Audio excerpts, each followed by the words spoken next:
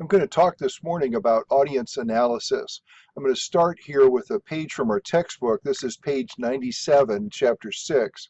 And you can see they have 5 questions here that they suggest you use for analyzing your audience. The first is, who is your audience? That is, who exactly is your argument directed towards? How much does your audience know or care about your issue? What is your audience's current attitude about your issue? What will be your audience's likely objections to your argument? And finally, what values, beliefs, or assumptions about the world do you and your audience share? The idea here that we're getting at is that the more we know about our audience, the more precise we can make our argument, the more specific we can tailor our argument organization, its structure, its evidence in a way that helps us carry our beliefs to our audience and lets us find a way of moving them in the direction that we want them to go. I've prepared a series of documents that I've posted to Blackboard to help you with this process.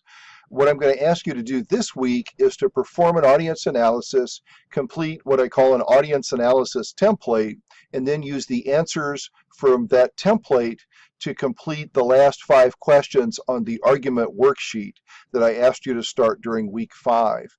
The last 5 questions on the argument worksheet are the basis of your discussion board post for week 6. This is the first of the different handouts that I've prepared to help you with this process of audience analysis.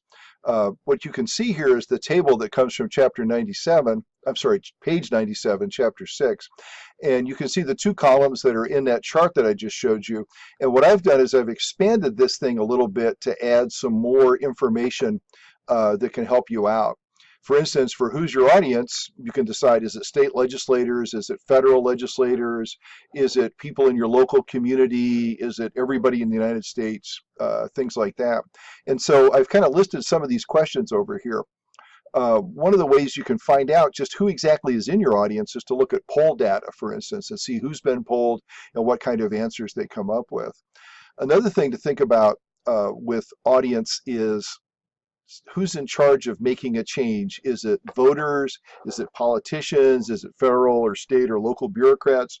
Who knows? But you need to make those determinations pretty early on. Okay. The second question, how much does your audience know or care about the issue? This is really important in terms of shaping your introduction or conclusion. Okay. Because if you can engage your audience early on and then have them stay with you, you're going to make for a more effective argument. Okay. One of the ways that you can tell whether your audience knows or cares is how much information did you find? Was information finding hard or easy? How much trouble was it for you? What kind of data did you find? How old was it? And those are the kinds of things that can help you with it. Okay. And then this can help you in terms of your organization too. If it's a less well-known issue, you might want to start with some kind of really unusual story, a short narrative, and then you could also try, instead of that, maybe offering conventional wisdom and then showing why it's wrong. Or you could find some weird fact or statistic that kind of reminds people about how complicated a particular issue could be. That, by the way, is the most difficult. It's probably easiest to tell some kind of a story. Probably second easiest is this reversal of conventional wisdom, saying here's the status quo and here's why it's wrong. But the third is figuring out a fact that's really important. If you really know a lot about your topic, you could probably do that. But if you're not quite sure about your topic, then that's a harder thing to do, because what you may regard as a weird important fact may not be what other people regard as a weird important fact. If it's a better known issue, abortion, capital punishment, birth control, gay, who knows, gay rights, religious liberty, things like that, then you might be able to even use a shorter example because it's already in people's heads. Okay. The third point, what's your audience's current attitude? There are a lot of different ways to figure this out. The first thing to think about, and this is maybe the most important, is what's the status quo? Okay. If marijuana is not legal in a state and you think it should be legalized, well, why isn't it legal? What are the kinds of reasons that legislators have offered in the past for this? This will require you to do some Googling around and say reasons why Missouri legislators don't support legalizing marijuana, something like that, and just see what you find. Okay. And also look at existing law. For instance, you may or may not know that possession of small amounts of marijuana was decriminalized statewide last year. Well, if you don't know that and you don't include that in your paper and you're writing about marijuana in Missouri, then people in your audience are going to say, how much does this person really know about this topic?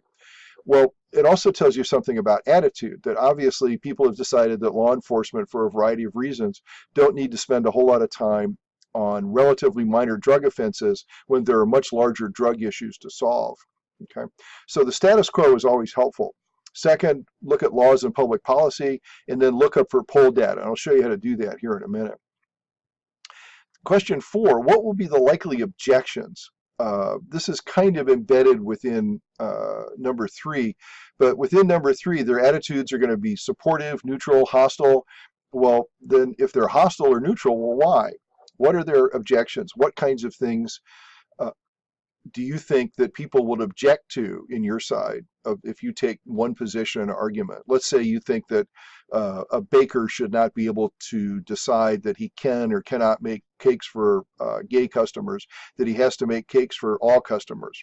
Okay, well, what kind of objections to that? Well, some people might argue, as recently in the Supreme Court argued, well, you could have some religious objections to same-sex marriage, and you feel like if you were a baker, you were endorsing those.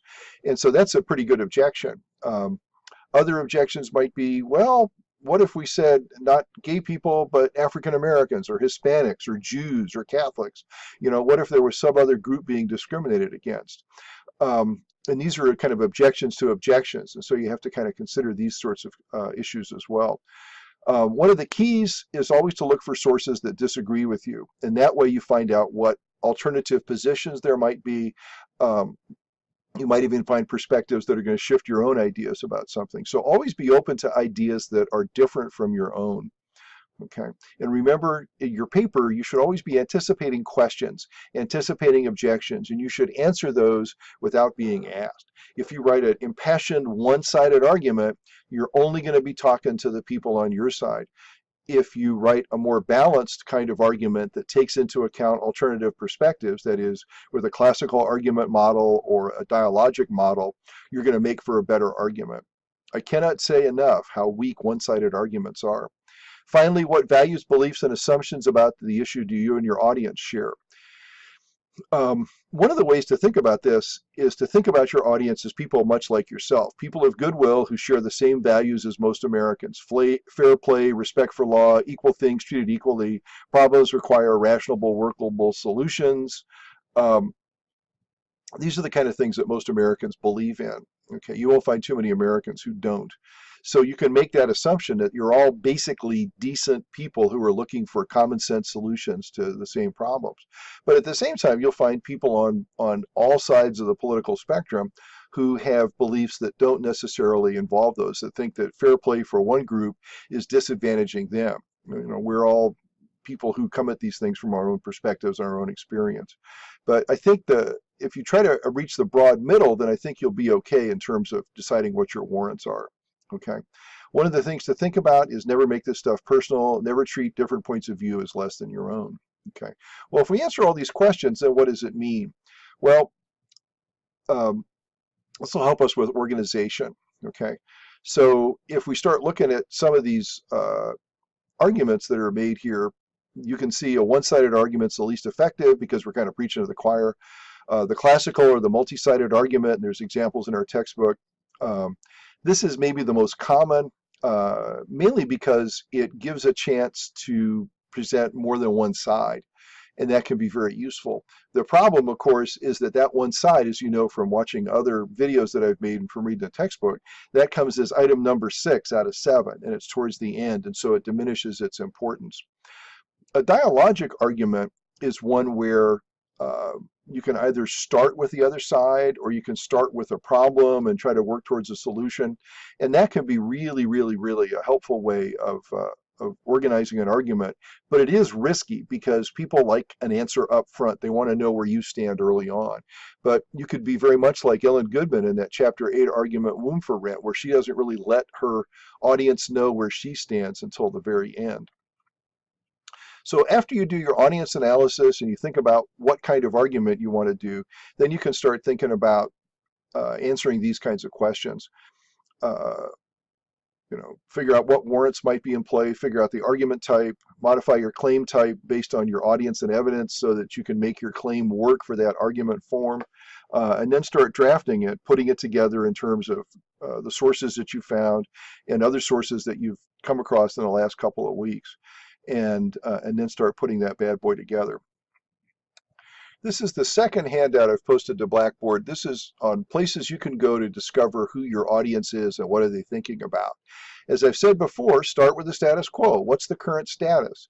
And sometimes this may require you to do more research. One of you I know is writing a paper on the Endangered Species Act. Well, what kind of challenges are being made to that act and by whom? Mostly ranchers in Wyoming and Montana, out in the far west, where people are concerned about the effect on their livestock of things like wolves or big sheep or bison or something like that getting out of the reservation. Other people think that the Endangered Species Act gets in the way of development. So you have to know that these are things that have been floating around for a long time. You also have to know that the current administration has a very different take than the last one. And people like the Secretary of the Interior and the Administrator of the Environmental Protection Agency are approaching this law very differently than their predecessors have. So that's the first thing you have to do. And you can find out a lot of that just simply by Googling, what's the current status of the Endangered Species Act? What's the current status of marijuana legislation in Missouri, whatever your topic is. So I use Google a lot. There's really nothing wrong with it if you're just trying to get data in here. Google Trends is kind of interesting. I'm sure many of you know about this, where you just type a term in and you can see how it's trending up or down in terms of how many people have searched it in Google. This can give you an idea of how popular or how much in people's minds certain activities, certain laws, certain policies are. I am a big fan of Wikipedia. I know most teachers probably tell you, oh, don't use Wikipedia, but I use it all the time. The trick with Wikipedia is to credit the sources that are in Wikipedia. And you guys all know that there's notes, there's references, there's external links. And if you use those and you document those, you don't have to show that you're getting it from a Wikipedia article. You're actually getting it from Wikipedia article sources. The trick with Wikipedia is to treat it like a search engine. Okay, treat it as a form of Google, and then you can get away with it. We have a database called the Statistical Abstract of the United States. It's tough to use, but there's all kinds of weird data in there, and it can be very, very helpful to you in terms of finding out a lot about what's going on in the United States. How many people work in what industry? How many people get, what's the average pay of a slaughterhouse worker in Iowa, something like that. And you can trace that over time too, which is always helpful. Number 4 here is U.S. Census data, which is also a little difficult to use. You go to something called the Fact Finder, and you can dig around in there and find out all kinds of things, voting patterns, socioeconomic patterns, education levels, things like that. And then, of course, the second big group is polls. There's lots of different places you can go for polls. Gallup, you've probably heard of. Pew is one of my favorite. Some of you have used Pew resources in your annotated bibliographies, which I was very glad to see. And they're a nonprofit. Their data is golden. It's really high quality stuff. And they do a lot of public polling on issues that are on people's minds. The Roper Center at the University of Connecticut has a bunch of historical polls. Some of these are useful to you, some of these might not, but it's worth a trip just to see if there's anything on your topic. 538 is a really interesting political poll that's now owned by ESPN. There's a man named Nate Silver who's a statistician who invented 538, and then ESPN bought him. And even though they're on a sports website, they do a lot of public opinion polling and a lot of aggregating of polls. And he's really good at predicting like who's going to get elected based on analysis of a variety of different polls. So that can be a very useful place to go as well. A final place to go is one of my favorites, Real Clear Politics. This is what's called an aggregator. They find political analysis, they find poll data, they find public opinion surveys from all over the country, and they bring them into one place, and they offer up information broken out by issue, by state sometimes, by politician to see what's going on. And so Real Clear Politics can be really, really, really helpful. And they have a way of what they call poll averaging that is kind of like what 538 does. They'll put a lot of data together and they'll kind of tell you what's going on, what they think is going to happen based on a lot of different polls. This is another handout that I've created that's posted to Blackboard. This is what you'll need to complete in order to finish the argument worksheet, and that's what you're going to be turning in, the argument worksheet for the discussion board for week 6. As you can see, it's the same table from page 97. Who's your audience? How much does your audience know or care? What's your audience current attitude towards your issue? What will your audience's likely objections be to your argument? And what kind of values, beliefs, and assumptions do you and your audience share? Again, these are just the page 97 questions, okay? And then down here, it asks you a couple more questions. What does all this mean? Summarize audience attitudes and choose argument type. So this is the same as that audience and warrants matrix that I showed you, but this is a blank one, and what you can do is print this out or complete it online. You can put as much detail as you want to in here. What I do is I tend to use it to keep track of information and where I got it from. What I'm going to show you next is a completed one, but this is the blank one that you should use to do your own audience analysis, to take this, print it out, go to those poll data places, Google around, use Wikipedia, use all those tools I just talked about to complete this worksheet. This should take you hour and a half, maybe 2 hours at the most, if you do it right. And the more specific you can ask Google questions, the more likely you're going to find the answers that you're looking for. I'll show you an example here in a minute. So what does one of these audience analysis templates look like when you filled it all in? Well, here's my example issue. Should Missouri expand Medicaid? This has been in the news for the last 4 or 5 years, ever since the Affordable Care Act passed. Missouri is one of the states that has not chosen to expand it. Some states subsequent to even Trump's election have expanded Medicaid, but it's still a big issue here in Missouri. So my first question, who's the audience? And so I've got audiences, Americans in the state of Missouri, but it's specifically members of the state legislature. And the Republicans have a supermajority, that is, they can't be they can overrule a veto if they want, and we have a Republican governor. Well, how did I know this? I went to the state government website and looked at the political makeup of the state legislature. I also looked at Wikipedia to make sure that I was looking at the right stuff. Well, how do people feel about it? And here's some poll data that I have from 2012 and 2013 on this topic. I also found some other poll data, and I'll show you that here in a minute. Okay, and then here's some general information that I found about Medicaid and Medicaid expansion. And so I've included in here in black the information that I've got, and then I've got here in red the sources that I found. And this is just Googling around is how I found most of this, and I did a little bit of Wikipediaing. Okay. How much does your audience know or care about the issue? Since it's been around for a while, my assumption is that they know a lot. Okay. And I know that there's been a lot of news coverage because I Googled Medicaid expansion in Missouri, and I found page after page of sources that covered this in local news here in St. Louis and Kansas City and Springfield and Joplin and St. Joe and other parts of the state. So it's been around, okay? And I found some interesting data in here as well when I was looking for this. Well, how many people are on Medicaid? Well, roughly 20% of all Americans are on Medicaid. And this includes children, it includes the elderly, and it includes non-elderly who are disabled in some ways. And it also includes a fair number of workers. And I'll show you that later when we get to that. Okay. The total in America, about 50% of all Americans are on some kind of government medical program, Medicaid or Medicare. Medicare is for old people, people over 65. My wife and I are both on Medicare, by the way, which is something we pay for. It's not free. A lot of people think it is, but it isn't. Okay. What's the audience's attitude? Well, it's in different places. People see it in different ways. Democrats see healthcare as a right, Republicans don't. There are concerns over cost. The way this works, and I know this from Wikipedia, is that the federal government would pick up 90% of the tab, and the state government picks up 10%. That 10% would be roughly $200 million. And in Missouri, that's a lot of money out of a state budget of 27 to 28 billion. A lot of that is actually other federal money. About half of our budget roughly is federal money that comes to the state in one way or another. Okay. How do I know a little bit about how people think about this? Well, I have some poll data that I showed you for question number 1. I also noticed that uh, more young people voted in the 2016 election than average, and that 66% of the 65 and over voters voted.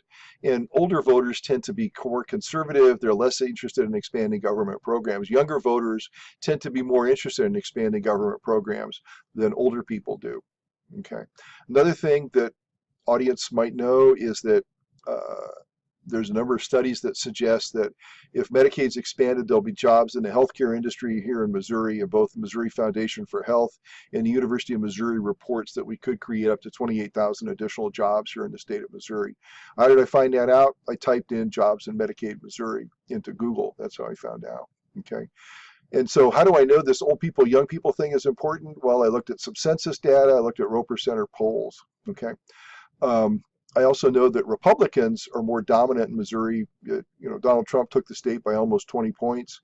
All of our statewide office holders, except for the auditor, are Republicans. Um, I know that 53% of older people, 44 and older, voted Republican. 50 to 55%, depending on what data source you use, younger than 44 voted Democratic. So that tells me a lot about who my audience is and what their attitudes are. They're mixed, they're split. Different people have different ideas about this. Okay. What are some of the objections? Well, from looking around, Missouri attitudes towards Medicaid expansion, I found these kinds of things. People don't like it because Democrats created it. People don't like it because it's big government. People don't like it because it was connected with Barack Obama. People don't like it because costs were high. Some people think the recipients don't deserve it. And some believe that you can just go to an ER. You don't need Medicaid.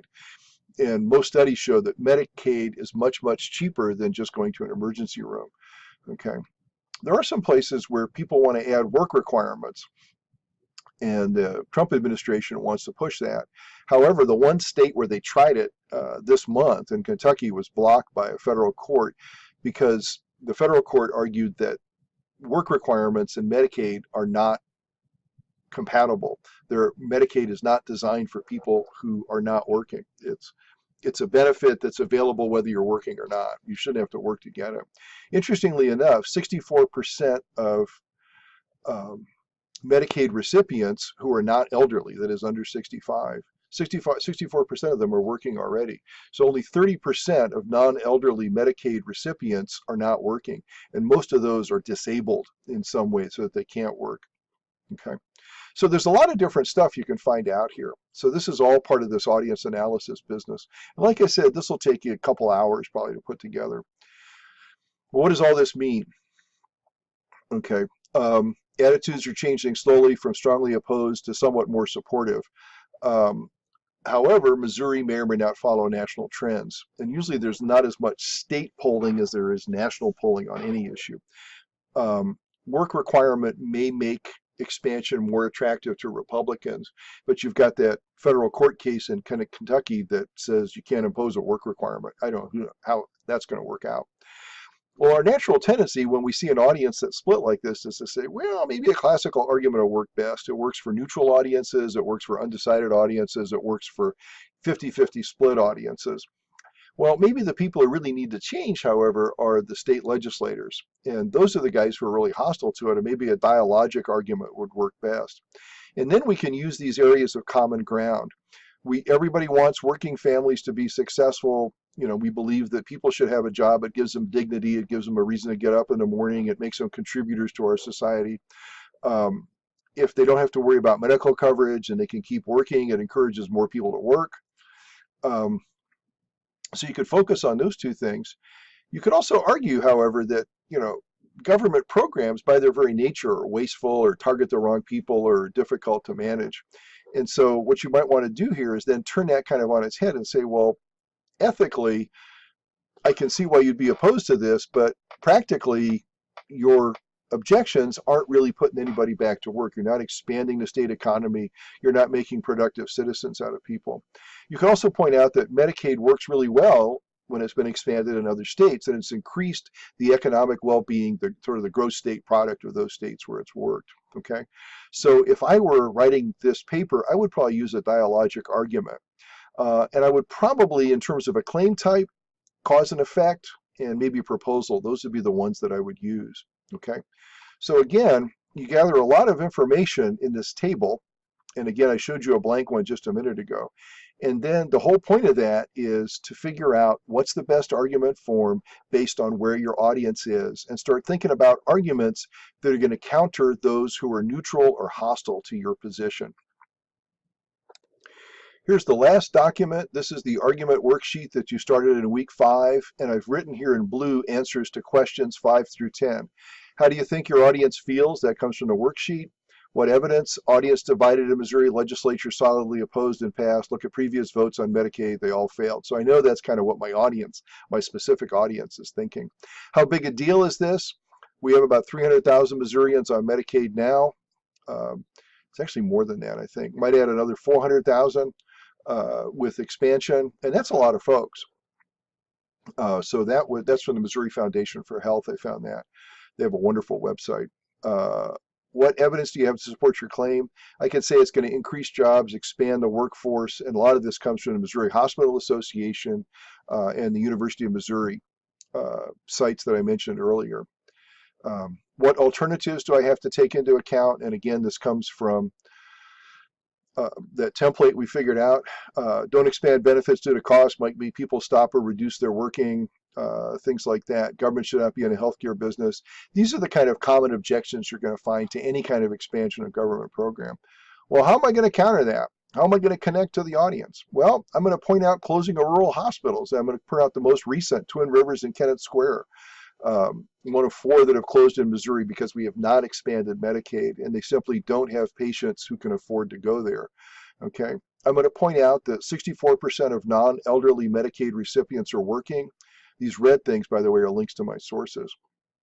And by using those 2 pieces of information, I'm going to point out that this is a big problem that affects rural legislators more than it affects city places like St. Louis or Kansas City.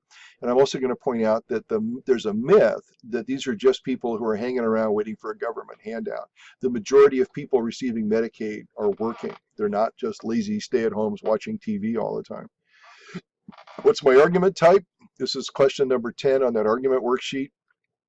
I'm going to pick dialogic, and these are the same areas that I identified when I did that template. So you just copy and paste that stuff from the template into this argument worksheet.